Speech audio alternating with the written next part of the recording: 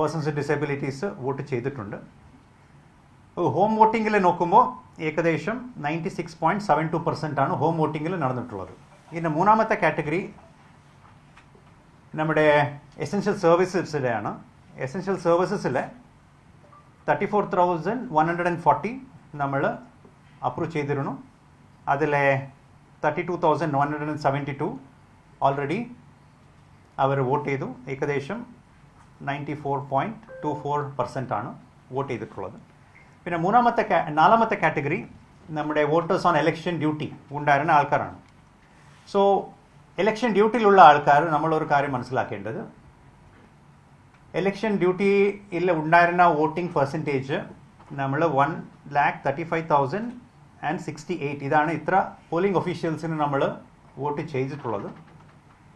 So ഇതിൽ നമ്മളൊരു കാര്യം നമ്മുടെ കണക്കിൽ നമ്മൾ ഒരു കാര്യം മനസ്സിലാക്കേണ്ടത്, ഒരു ഫോം 12A അതായത് ഒരു ഇലക്ഷൻ ഡ്യൂട്ടി സർട്ടിഫിക്കറ്റ് വെച്ചിട്ട് ഒരു പോളിംഗ് ഓഫീസറുടെ കയ്യിൽ ആ സർട്ടിഫിക്കറ്റ് ഉണ്ടെങ്കിൽ അവർക്ക് ആ മണ്ഡലത്തിൽ തന്നെ അവർക്ക് വോട്ട് ചെയ്യാനുള്ള ഒരു അവസരമുണ്ട്. സോ ആ കണക്ക് കൃത്യമായിട്ട് അത് 17C രേഖപ്പെടുത്തിയിട്ടുണ്ടാവും. അത്ര ആൾക്കാർ EVM വഴിയാണ് വോട്ട് ചെയ്യുന്നത്. സോ അത്ര ആൾക്കാർ കൃത്യമായിട്ട് വോട്ട് ചെയ്തിട്ടുണ്ട് എന്നുള്ളതാണ് നമുക്ക് മനസ്സിലാക്കാനുള്ളത്. ഈ EDC സർട്ടിഫിക്കറ്റ് കൊടുത്തിട്ടുള്ള ഒരു ആൾക്കാർ അതിൽ നമ്മൾ ഏകദേശം മൊത്തം പോളിംഗ് പെർസെൻറ്റേജ് അമങ്സ്റ്റ് പോളിംഗ് ഒഫീഷ്യൽസ് നമുക്ക് നോക്കുവാണെങ്കിൽ ഏകദേശം 96.37% നമുക്ക് മൊത്തം വോട്ടിംഗ് വന്നതായിട്ടാണ് നമുക്ക് ജില്ലാ അടിസ്ഥാനത്തിൽ വന്നിട്ടുള്ള ഒരു കണക്ക്. സോ ഈ കണക്കെല്ലാം വരുന്നത് റിട്ടേണിംഗ് ഓഫീസേഴ്സ് DO വഴി നമുക്ക് കിട്ടുന്ന കണക്കുകളാണ്. സോ അതാണ് ഇപ്പോൾ നമ്മുടെ മൊത്തം ഈ പോസ്റ്റൽ ബാലറ്റ്സ് വഴി വന്നിട്ടുള്ളത്. ഏകദേശം 3,68,193 ഇത്രയാണ് നമുക്ക് പോസ്റ്റൽ വോട്ട്സ് വഴി വന്നിട്ടുള്ള വോട്ട്സ്. സോ ഇത് ഏകദേശം നമുക്ക് ഈ മൊത്തം പോസ്റ്റൽ വോട്ട്സ് മൈനസ് ഈ പോസ്റ്റൽ വോട്ട്സിൽ ഒരു കാറ്റഗറി പോയിട്ടുള്ളത് സർവീസ് വോട്ടേഴ്സാണ്, അതിന് നമുക്ക് വരാനുണ്ട്.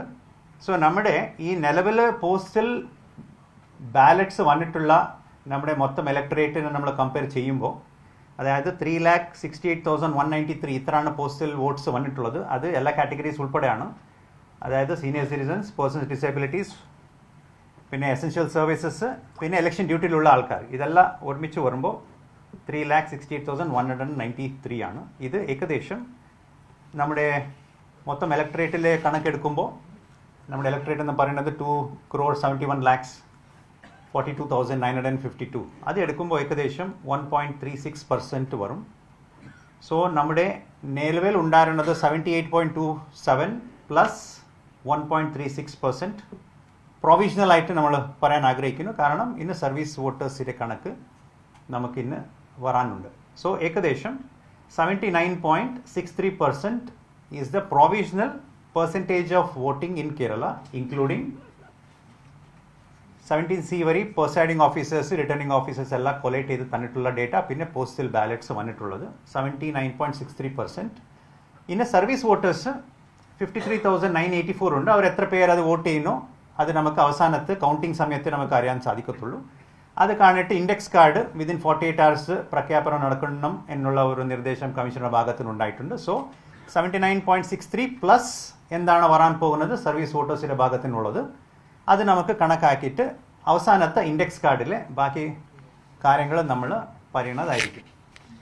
സോ ഇതാണ് ആമുഖത്തിൽ പറയാൻ ആഗ്രഹിക്കുന്നത്. പിന്നെ ഇപ്പോൾ നമ്മൾ ഓൾറെഡി ഈ ഡേറ്റ താങ്കൾക്ക് സർക്കുലേറ്റ് ചെയ്തിട്ടുണ്ട്. അത് അന്ന് പബ്ലിഷ് ചെയ്ത ഡേറ്റ അനുസരിച്ചിട്ട് മെയിലിൻ്റെ പെർസെൻറ്റേജ് 75.19% ആണ് മെയിൽ വോട്ടേഴ്സ് വോട്ട് ചെയ്തിട്ടുള്ളത്. ഫീമെയിൽ 81.19%, അത് ഓൾറെഡി ആ ഗ്രൂപ്പിൽ സർക്കുലേറ്റ് ചെയ്തിട്ടുണ്ട്. പിന്നെ തേർഡ് ജെൻഡർ കണക്ക് നോക്കുമ്പോൾ 153 ആൾക്കാർ ഇതിൽ വോട്ട് ചെയ്തിട്ടുണ്ട്. ഔട്ട് ഓഫ് 273 ഏകദേശം ഒരു 56.04% തേർഡ് ജെൻഡർ. ഇതിൽ male percentage 75.19, female is 81.19, other categories, that is other means third gender, നമ്മൾ 56.04% of the existing voters. So ഇതാണ് താങ്കളോട് നമുക്ക് പറയാനുള്ളത്. ഇതിലെ വീണ്ടും ഒരു കാര്യം താങ്കളോട് സൂചിപ്പിക്കാൻ ആഗ്രഹിക്കുന്നത്, ECI net ഇല്ലേ നമ്മൾ പബ്ലിഷ് ചെയ്ത ഡേറ്റ നമ്മുടെ ഒരു വോട്ടിംഗ് ട്രെൻഡ് കാര്യങ്ങളൊക്കെ മനസ്സിലാക്കാൻ വേണ്ടിയിട്ടുള്ളതാണ്.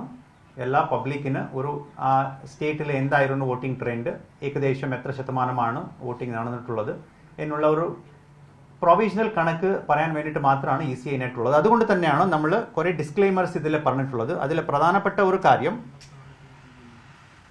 ഇൻഡെക്സ് കാർഡിൽ അവസാനത്ത് വരാൻ പോകുന്നതായിരിക്കും ഒരു ഫൈനൽ ആയിട്ടുള്ള ഒരു കണക്ക്. അതുവരെ ഉള്ളതെല്ലാം പ്രൊവിഷണൽ കണക്കുകളാണ്.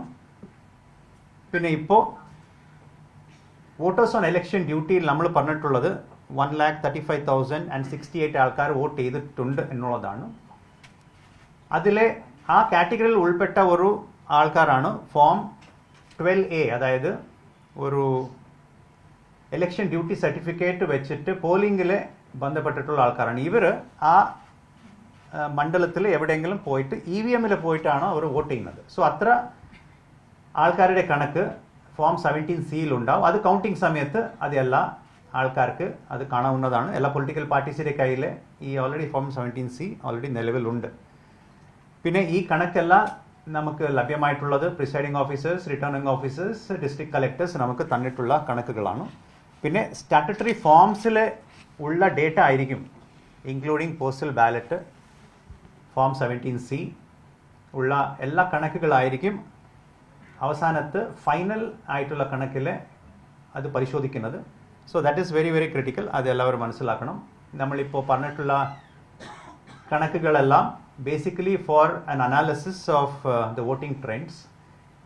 ഇപ്പോൾ നമ്മുടെ അനാലിസിസ് അനുസരിച്ചിട്ട് ഏകദേശം 53,000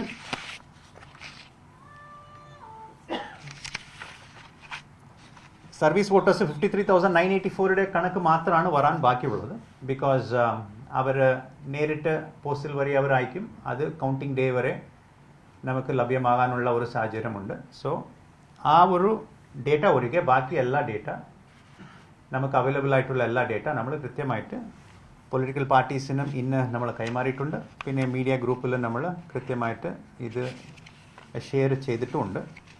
സോ ഈ കാര്യങ്ങളാണ് താങ്കളോട് പറയാൻ ആഗ്രഹിക്കുന്നത്. വീണ്ടും ആവർത്തിക്കുന്നു, നമ്മുടെ EVM-ൽ നമ്മൾ അന്ന് പബ്ലിഷ് ചെയ്ത ഡേറ്റ 78.27% ആയിരുന്നു. അതിൻ്റെ ഒരു ബ്രേക്കപ്പ് താങ്കൾ എല്ലാവർക്കും ലഭ്യമാക്കിയിട്ടുണ്ട്. അതുപോലെ തന്നെ സർവീസ് വോട്ടേഴ്സിനെ മാത്രമാണ് ഇന്ന് വരാൻ ബാക്കിയുള്ളത് കണക്ക്.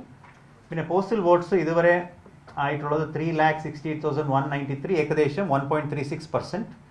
സോ 78.27 പ്ലസ് 1.36 ഏകദേശം 79.63% ആണ് നമുക്ക് പ്രൊവിഷണൽ ആയിട്ട് കേരളത്തിലെ വോട്ടിംഗ് നടന്നിട്ടുള്ളത്. ഇനി സർവീസ് വോട്ടേഴ്സ് വരേണ്ട മുറയ്ക്ക് നമ്മൾ ഇതിന് കൂട്ടിച്ചേർക്കാം എന്നാണ് താങ്കളോട് പറയാൻ ആഗ്രഹിക്കുന്നത്.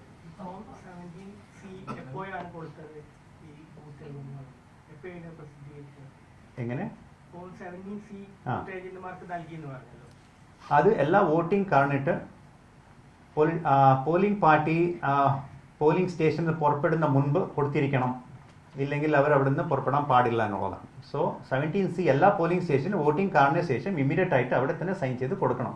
അത് എല്ലാ ഏജൻസ് വാങ്ങണം എന്നുള്ളതാണ് ഒരു നിർദ്ദേശം. അത് പിന്നെ നമുക്ക് പരിശോധിക്കേണ്ടി വരും. കാരണം ഇത് കൃത്യമായിട്ട് എല്ലാവർക്കും കൊടുക്കേണ്ട ഒരു രേഖകളാണ്. ഇത് വെച്ചിട്ട് തന്നെ ആയിരിക്കും അവർ കൗണ്ടിങ് ദിവസം വരാൻ പോകുന്നത്. ആ 17C വെച്ചിട്ടാണ് അവിടെ ബാക്കി കാര്യങ്ങൾ അവർക്ക് നോക്കാനുള്ള ഒരു ഇതുള്ളത്. സോ അത് എല്ലാവർക്കും കൊടുത്തിട്ടുണ്ടാവും. അങ്ങനെ ആർക്കെങ്കിലും കിട്ടിയില്ലെങ്കിൽ അത് ഒരു എന്താ കേസാണെങ്കിലും നമുക്ക് നോക്കേണ്ടി വരും. കാരണം അത് കൃത്യമായിട്ട് കൊടുക്കണം എന്നുള്ളതാണ് കമ്മീഷനുടെ നിർദ്ദേശം. എന്താണ്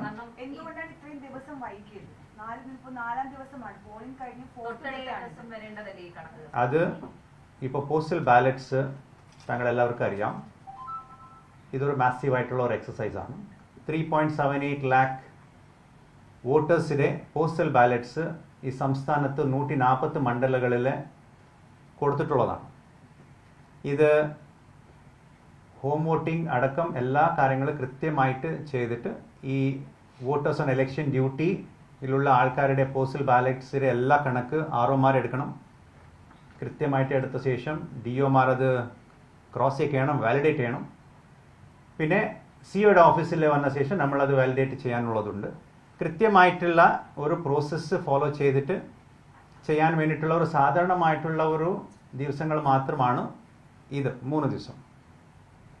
എത്രയും പെട്ടെന്നാണ് നമ്മൾ കൃത്യമായിട്ട് ഇത്ര ഒരു മാസീവ് എക്സസൈസ്, ഇത്ര വലിയ ഒരു എക്സസൈസ് ഫോർ പോസ്റ്റൽ ബാലറ്റ്സ് ബാക്കി ഏത് സംസ്ഥാനം ചെയ്തിട്ടുണ്ടാവില്ല എന്നാണ് എനിക്ക് തോന്നുന്നത്.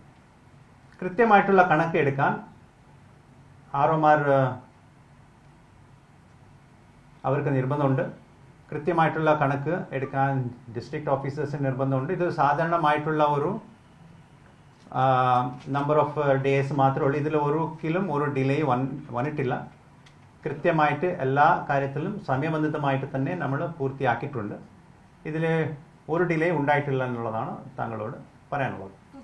ഇലക്ഷൻ കമ്മീഷന്റെ സുതാര്യത വരെ സംശയിച്ചുകൊണ്ട് ഓപ്പോസിഷൻ ലീഡർ ലെറ്റർ കൊടുക്കുന്ന അവസ്ഥയുണ്ടായി ഗണേഷ് കുമാറിനടക്കം. അതിപ്പോ എല്ലാ ആക്ടിവിറ്റീസിലെ ഇലക്ഷൻ്റെ എല്ലാ ആക്ടിവിറ്റീസിലെ പൊളിറ്റിക്കൽ പാർട്ടീസിലെ ഒരു റെപ്രസെൻറ്റേറ്റീവ് ഉണ്ട്.